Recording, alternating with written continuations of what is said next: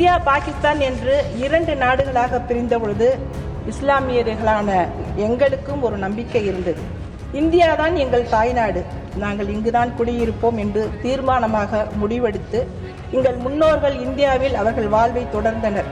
பெரும்பான்மை சமூகத்தினர் எங்கள் சகோதரர்கள் என்ற நம்பிக்கையில்தான் எங்கள் குடும்பங்கள் இங்கு தொடர்ந்து வசித்தன.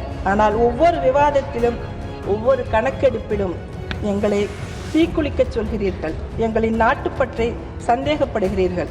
அதை நாங்கள் உங்களுக்கு நிரூபித்துக் கொண்டே இருக்க வேண்டும் என்று எதிர்பார்க்கிறீர்கள். நாங்கள் எந்த இடங்களில் எல்லாம் நாங்கள் பாதுகாப்பாக உணர்ந்தோமோ அங்கே பெரும்பான்மை மக்களை எங்களுக்கு எதிராக திருப்ப முயற்சி செய்கிறீர்கள். தலைவர் அவர்களே, உண்மையான பிரச்சனைகள் இருக்கும் பொழுது தேர்தல் நன்மைக்காக வந்தே மாதரம் விவாதத்தை எழுப்புவது மக்கள் கவனத்தை திசை திருப்புவதற்கான அரசியல் நாடகம் தவிர வேறொன்றும் இல்லை.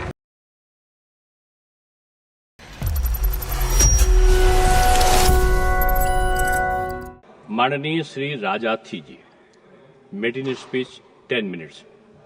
स्पीक इन तमिल में बोलेंगे. चेयरमैन சார், வணக்கம்.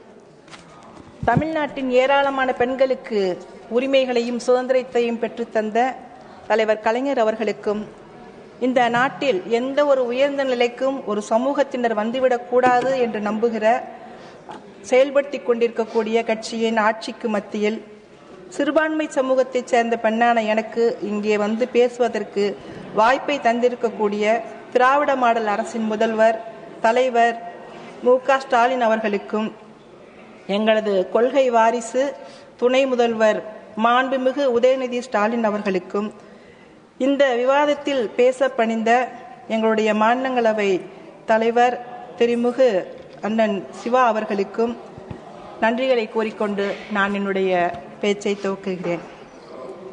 இந்தியா ஒரே மதத்தினால் ஒன்றாகவில்லை, நியாயத்தால், சமத்துவத்தால், மனித நேயத்தால், சமூக நல்லிணக்கத்தால் அது ஒன்றாக இருக்கிறது. வந்தே மாதரம் பற்றி நாம் முடிவில்லாத விவாதத்தில் சிக்கிக் கொண்டிருக்கும் பொழுது இந்தியா எதிர்கொள்ளும் உண்மையான பிரச்சனைகள், உண்மையான ஒற்றுமை பற்றிய சவால்கள் மற்றும் எப்படி நம் நாட்டை உண்மையாக ஒன்றுபட்ட நாடாக மாற்றலாம் என நான் இங்கு பேச விரும்புகிறேன். இந்த நாட்டின் ஒற்றுமைக்காக கொண்டு வரப்பட்ட விவாதம் அல்ல இது. வரவிருக்கும் மேற்கு வங்க தேர்தலை முன்னிட்டு காங்கிரஸையும் ஜின்னாவையும் குற்றம் சாட்டும் பழைய பிரிவினை அரசியலை மீண்டும் உயிர்ப்பிப்பதற்கானது இது. தலைவர் அவர்களே, உண்மையான பிரச்சனைகள் இருக்கும் பொழுது தேர்தல் நன்மைக்காக வந்தே மாதரம் விவாதத்தை எழுப்புவது மக்கள் கவனத்தை திசை திருப்புவதற்கான அரசியல் நாடகம் தவிர வேறொன்றும் இல்லை. விலைவாசி உயர்வு, வேலையின்மை, பொருளாதார வீழ்ச்சி போன்ற மக்களின் உண்மையான வாழ்வு பிரச்சனைகளிலிருந்து கவனத்தை திருப்ப உணர்ச்சி அரசியல் திட்டமிட்ட வகையில் பயன்படுத்தப்படுகிறது. கூடவே வரவிருக்கும் மாநில தேர்தல்களை முன்னிட்டு அடையாள அரசியலை தூண்டுவதற்காகவும் அனைவரையும் ஒன்றிணைக்க வேண்டிய தேச சின்னங்களின் பெயரை அரசியல் ஆயுதமாக மாற்றுவது தேவையற்ற பிரிவினை மற்றும் பதட்டத்தினையே உருவாக்கும். வந்தே மாதரம் ஆனந்த் மட் என்ற நாவலில் இருந்து வந்த பாடல் என்பதை இந்த மன்றம் நினைவில் கொள்ள வேண்டும். இந்தியா பாகிஸ்தான் என்று இரண்டு நாடுகளாக பிரிந்த பொழுது இஸ்லாமியர்களான எங்களுக்கும் ஒரு நம்பிக்கை இருந்தது. இந்தியா தான் எங்கள் தாய்நாடு, நாங்கள் இங்குதான் குடியிருப்போம் என்று தீர்மானமாக முடிவெடுத்து எங்கள் முன்னோர்கள் இந்தியாவில் அவர்கள் வாழ்வை தொடர்ந்தனர். பெரும்பான்மை சமூகத்தினர் எங்கள் சகோதரர்கள் என்ற நம்பிக்கையில்தான் எங்கள் குடும்பங்கள் இங்கு தொடர்ந்து வசித்தன. ஆனால் ஒவ்வொரு விவாதத்திலும் ஒவ்வொரு கணக்கெடுப்பிலும் எங்களை தீக்குளிக்க சொல்கிறீர்கள், எங்களின் நாட்டுப்பற்றை சந்தேகப்படுகிறீர்கள். அதை நாங்கள் உங்களுக்கு நிரூபித்துக் கொண்டே இருக்க வேண்டும் என்று எதிர்பார்க்கிறீர்கள். நாங்கள் எந்த இடங்களில் எல்லாம் நாங்கள் பாதுகாப்பாக உணர்ந்தோமோ அங்கே பெரும்பான்மை மக்களை எங்களுக்கு எதிராக திருப்ப முயற்சி செய்கிறீர்கள். இந்த தருணத்தில் நாம் அனைவரும் இன்குலாப் ஜிந்தாபாத் என்ற முழக்கத்தை கொடுத்த ஹஸ்ரத் முஹானி, சுதந்திர போராட்டத்திற்கு தன் எழுத்தால் வலிமை சேர்த்த மௌலானா அப்துல் கலாம் ஆசாத், காயிதே மில்லத் என்று அழைக்கப்பட்ட முகமது இஸ்மாயில், இந்தியாவின் தேசிய கொடியை உருவாக்கிய சுரையா தியாப்ஜி இவர்களையும் நாம் நினைத்து பார்க்க வேண்டும்.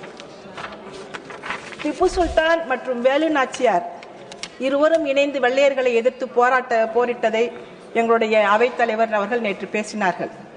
அந்த இருவருக்கும் மத வேறுபாடுகள் இருந்தாலும் பிரிட்டிஷ் ஆட்சிக்கு எதிராக ஒன்றிணைந்து போராடினார்கள். அதுவே உண்மையான ஒற்றுமையான வரலாறு. அக்பர் மன்னன் இந்தியாவில் தீன்-இ இலாஹி என்னும் அனைத்து மத சமத்துவ கொள்கையை கொண்டு வந்து எல்லா மதங்களையும் சமமாக மதிக்கும் நிர்வாகத்தை உருவாக்கினார். அவர் எந்த குடிமகனையும் ஒரு குறிப்பிட்ட மத சின்னத்தையும் பாடலையும் சடங்கையும் பின்பற்ற கட்டாயப்படுத்தவில்லை. நேற்று பேசிய நம்முடைய உள்துறை அமைச்சர் அவர்கள் ஆசாதி கா அமிர்த் மகோத்சவ் பற்றி பெருமையாக பேசினார். கோவிட் காலத்தில் 2 ஆண்டுகள் மிகச் சிறப்பாக அதை கொண்டாடியதாகவும் பேசினார்கள்.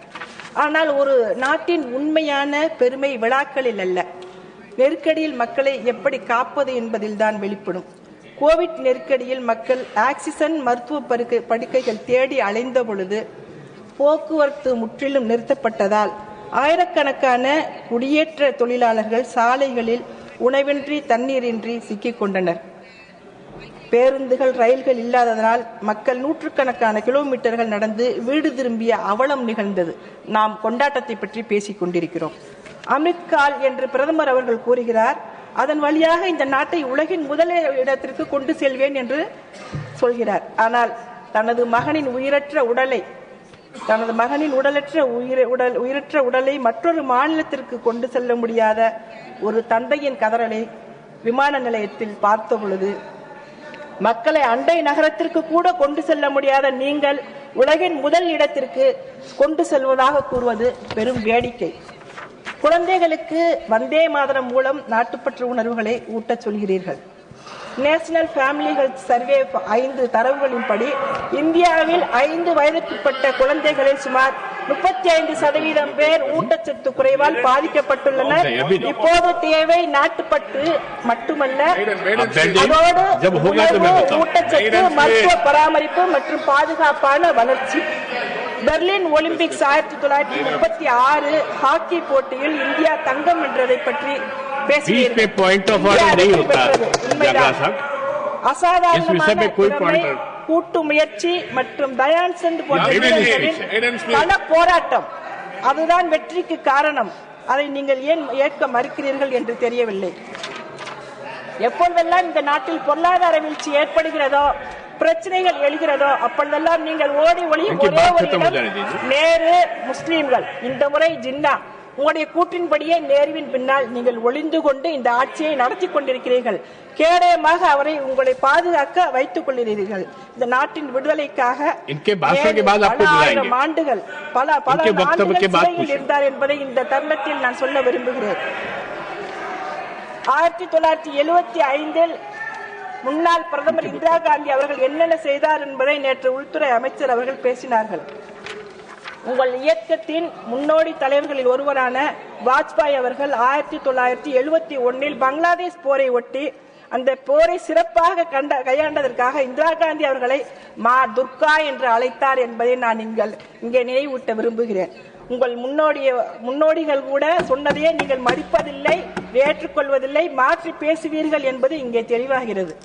நாங்கள் அப்படியல்ல. எங்கள் இயக்க தலைவர்கள் எந்த கொள்கைகளில் முன்னின்றார்களோ அதை இன்று வரை எங்கள் தலைவர் அவர்கள் பின்பற்றிக் கொண்டிருக்கிறார்கள் என்பதை நான் இங்கே சொல்ல விரும்புகிறேன்.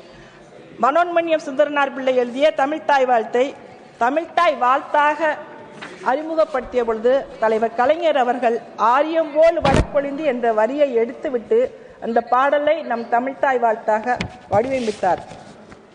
அதன் பின்னால் இருந்த ஒரே காரணம், எங்களுடைய திராவிட மாடல் அரசு, எங்களுடைய ஆட்சி எந்த ஒரு மக்களையும் இழிவுபடுத்தக்கூடாது, அனைவரும் சமம், யாருடைய மனமும் புண்படக்கூடாது என்பதற்காக அந்த சொற்களை நீக்கினார் என்பதை நான் இங்கே நினைவுபடுத்த விரும்புகிறேன். இறுதியாக நான் ஒன்றை சொல்லிக்கொள்ள விரும்புகிறேன். மார்ட்டின் லூதர் கிங் சொன்னார் அவருடைய புகழ்பெற்ற உரையில், எனக்கு ஒரு கனவு இருக்கிறது. தலைவர் அவர்களே, எங்களுக்கும் ஒரு கனவு இருக்கிறது. இந்த நாட்டில் சக மனிதர்களோடு, சகோதரர்களோடு இந்த நாட்டின் குடிமக்களாக ஒற்றுமையாக இணைந்து நாங்கள் பயணிக்க வேண்டும். இந்த நாட்டை அடுத்த கட்ட முன்னேற்றத்திற்கு எடுத்துச் செல்ல வேண்டும் என்பதே அந்த கனவு. நன்றி.